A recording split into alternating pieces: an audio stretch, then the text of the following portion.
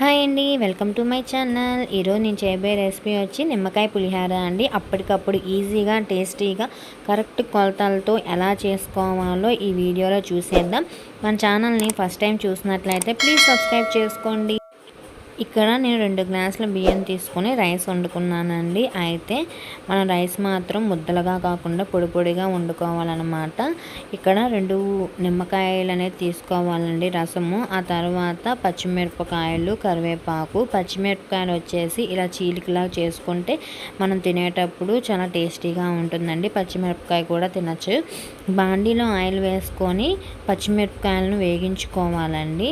అలా బాగా వేగించుకోవాలన్నమాట. వేగించుకోకపోతే కారంగా ఉండి మనం తినడానికి కూడా ఘాటుగా ఉంటాయి. అవి బాగా వేగిన తర్వాత దాంట్లో కొంచెం సాల్ట్ వేసుకొని వాటిని కలుపుకోవాలన్నమాట.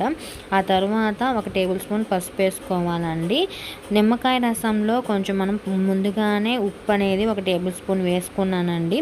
అలా అయితేనే మనకి అన్నంలో కలుపుకునేటప్పుడు మనకి ఉప్పు అక్కడక్కడ తగలకోకుండా మొత్తం ఈవెన్గా బాగా కలిసిద్దని. మనం పులిహోర తాలింపు పెట్టుకుందామండి. బాండీలో ఆయిల్ వేసుకొని పోపు దినుసులు మాత్రం ఎక్కువ వేసుకుంటే చాలా బాగుంటుందండి. ఎండుమిరపకాయలు 2 వేసుకొని ఆ తర్వాత కరివేపాకుని వేగించుకోవాలండి. ఈ తాలింపు బాగా వేగితేనే ఆ పులిహోర టేస్ట్ అనేది చాలా బాగుంటుంది. వీటన్నిటిని ముందుగా మనం కలిపి పెట్టుకున్న అన్నంలోకి ఈ తాలింపు అనేది వేయాలండి. వేసుకొని మొత్తం కలుపుకోవాలన్నమాట. ముద్ద ముద్దలుగా కాకుండా పొడి పొడిగా కలుపుకోవాలి.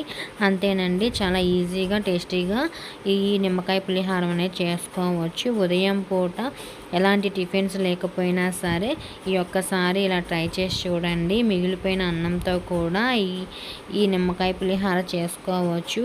ప్రసాదంలో కూడా ఈ నిమ్మకాయ పులిహోర చాలా బాగుంటుందండి. Thank you for watching.